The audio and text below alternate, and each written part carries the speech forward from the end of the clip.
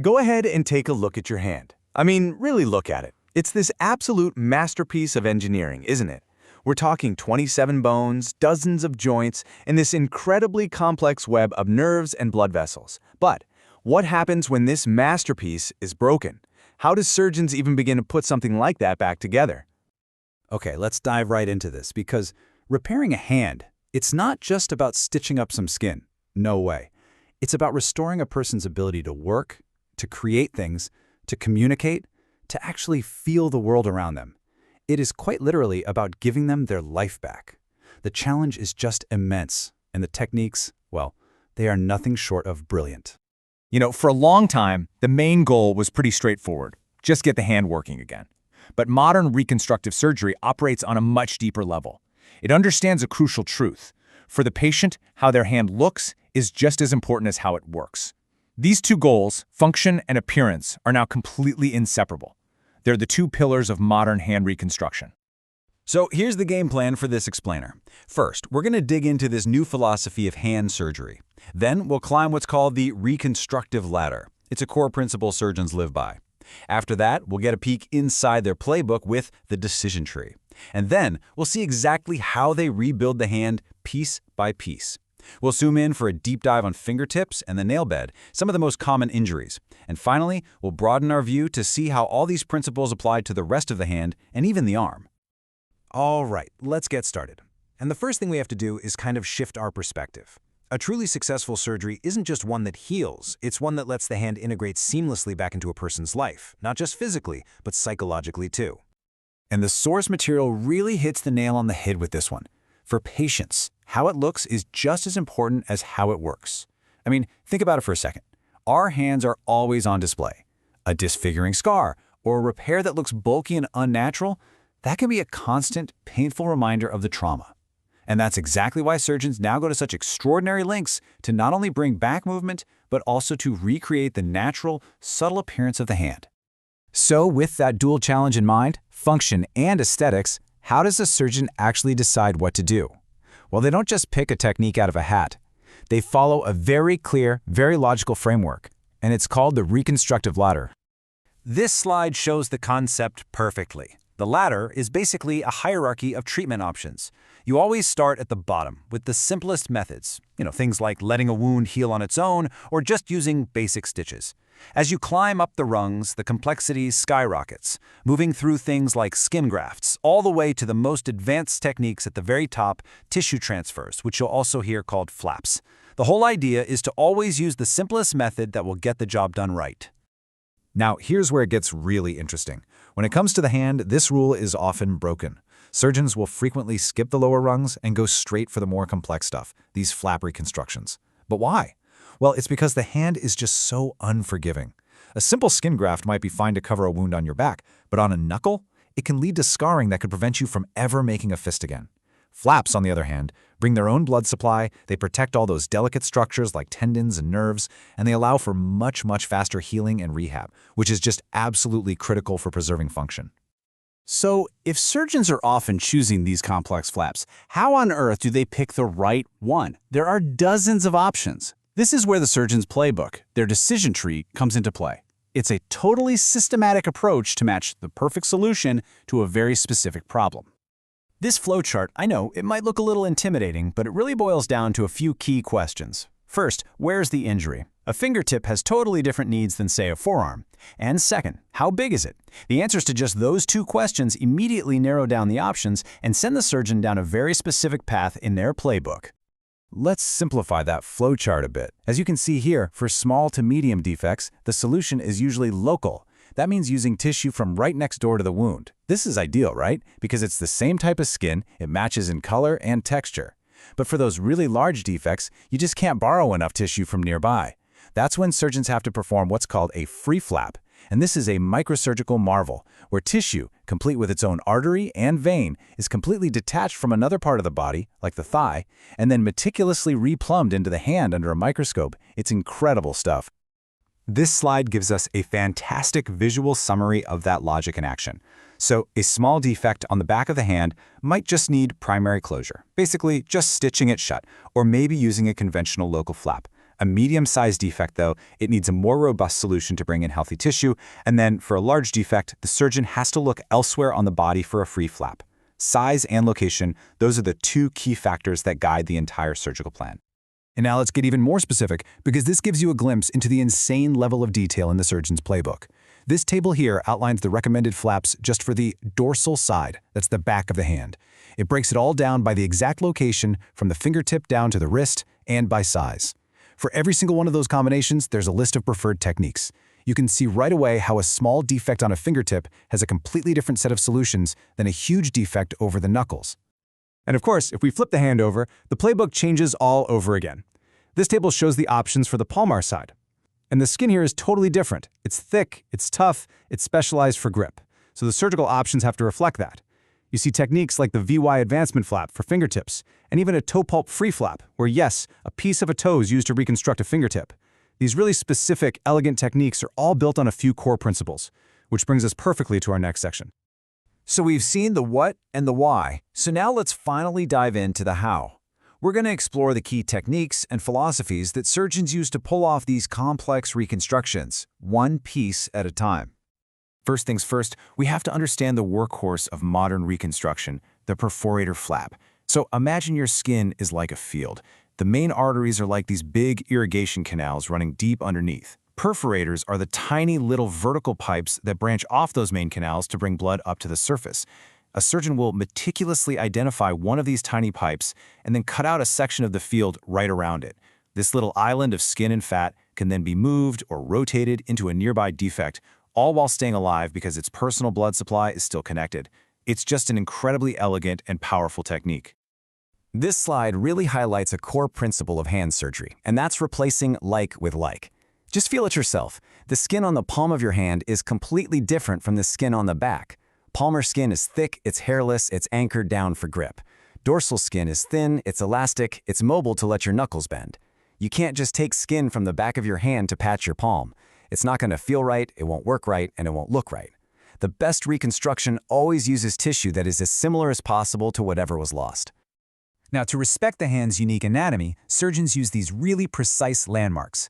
This slide is showing us the mid-lateral line. You can think of it as the boundary, kind of like the equator, that separates the palmar world from the dorsal world. When surgeons make incisions, they try to hide the scars right along this line. And this is brilliant because it not only makes the scar less visible, but it also prevents something called scar contracture. That's a disabling tightening of the scar that can literally freeze a finger in place. So it's an anatomical safe zone. And this right here is a perfect example of what happens when you ignore the hand's natural tension lines. On the left, you see a straight scar cutting directly across a flexion crease in the palm. As that healed, the scar tightened up like a guitar string, and it prevented the finger from fully extending, a functional disaster. The solution is this incredibly clever technique called the Z-plasty. By recutting the scar into a Z shape and then rearranging the little flaps, the surgeon actually lengthens the scar and breaks up that line of tension. This simple geometric trick releases the contracture and restores full movement. It's basically surgical origami. Okay, now let's zoom way in on one of the most delicate and frequently injured parts of the hand, the fingertip and the nail bed. This is where microsurgical precision is really, truly put to the test. And it makes total sense when you think about it, right? Our fingertips are constantly exploring, touching, and interacting with the world. They're our first point of contact, and because of that, they're often the first to get injured, whether it's from a slip of a kitchen knife or a car door slamming shut. So before we can even talk about repairing it, we have to appreciate the anatomy. The nail isn't just a hard plate on top of your finger. As this diagram shows, it's a really complex unit.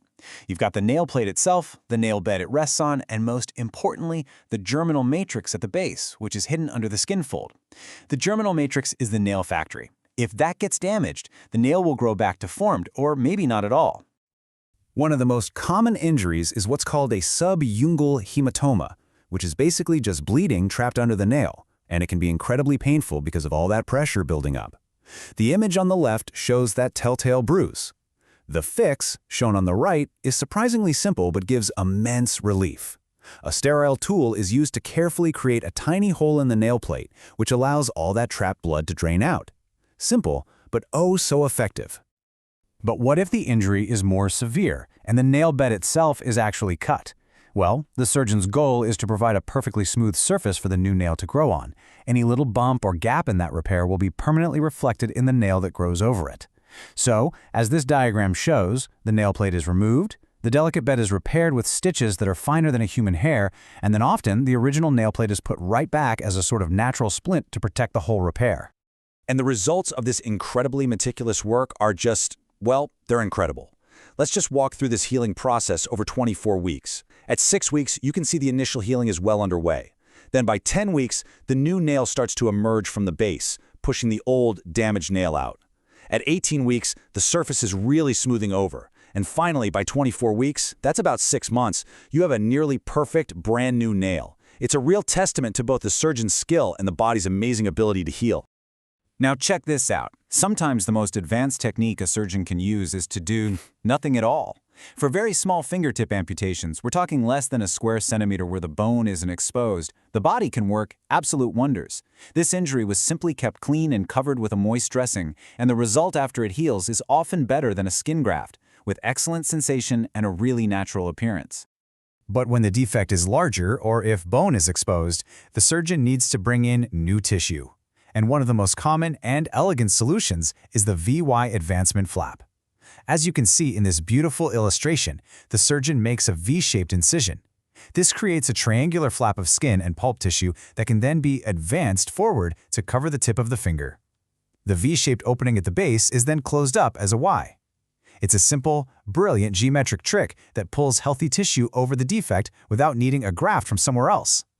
And here's another variation on that same theme, the oblique triangular flap. It's a similar idea, advancing local tissue, but the design is just a little bit different. The surgeon creates a flap on the side of the finger, carefully dissecting it down to its neurovascular bundle. That's the nerve and the blood vessels that keep it alive. This flap can then be advanced forward to cover the tip. And here we see it in practice. Panel A shows the flap designed on the side of the finger. In B and C, you can see it being carefully lifted, preserving that vital neurovascular bundle. In D, it's been advanced and sutured into place, perfectly covering the defect. And then in panel E, we see the long-term result, a fully healed, well-contoured fingertip with preserved sensation. Just an incredible solution for a very common problem. So the principles we've seen in the fingertip, respecting anatomy, replacing like with like, and using these elegant flap designs, they apply across the entire upper extremity. Let's expand our view and look at some solutions for larger and different defects. The thumb, it's so critical to hand function that it has its own set of special techniques. For defects on the fleshy pad of the thumb, a real go-to procedure is the Moberg advancement flap. With this, the surgeon makes incisions along both sides of the thumb, which allows the entire palmar surface to be lifted up and advanced forward, kind of like pulling up a sock, to cover the tip. The functional and aesthetic results are often just superb.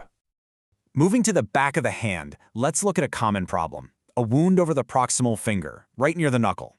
A great solution here is the dorsal metacarpal artery perforator flap, or the DMAP flap. This diagram shows the anatomy. A perforator vessel comes off the dorsal metacarpal artery in the space between the knuckles. So a surgeon can design a flap of skin on the back of the hand based on this single, reliable perforator. And this slide shows how that flap is designed. It's raised like an island of skin, connected only by that tiny little stalk containing the perforator artery and vein. The flap can then be rotated or propelled 180 degrees to cover the defect on the finger. The spot where the flap was taken from, the donor site, can often be stitched closed directly, though it can sometimes leave a noticeable scar. This DMAP flap is a type of propeller flap, and this diagram illustrates the concept beautifully. You isolate a piece of skin on its vascular stalk, and then you can literally spin it like a propeller into a nearby wound. This technique has totally revolutionized reconstruction in the limbs where there isn't a lot of spare skin to move around. It allows surgeons to redistribute the existing skin in a really clever way. And this is a map of the entire upper extremity, showing the locations of all the reliable perforators that surgeons can use to create these propeller flaps. From the wrist all the way up to the shoulder, there are these designated zones, each with its own named perforator flap. This is basically the surgeon's anatomical treasure map for finding tissue to reconstruct the arm. And this final map shows the reach of each of those flaps. It shows the arc of rotation, illustrating just how far each propeller flap can spin to cover defects above or below it. So, a flap based on a perforator near the wrist can reach down to cover the hand. A flat base near the elbow can cover defects on the forearm. By understanding this geometry, surgeons can solve incredibly complex problems with tissue that's literally right next door. So after that pretty deep dive, let's just summarize the core philosophy here. It really all comes down to 3 guiding principles. First, reconstruct with the thinnest flap possible, because a bulky repair on the hand is a functional problem, not just a cosmetic one.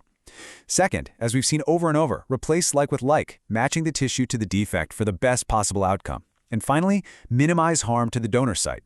It's all about solving one problem without creating another one. The techniques we've just seen are just this breathtaking blend of anatomical knowledge, surgical precision, and honestly, artistic sensibility.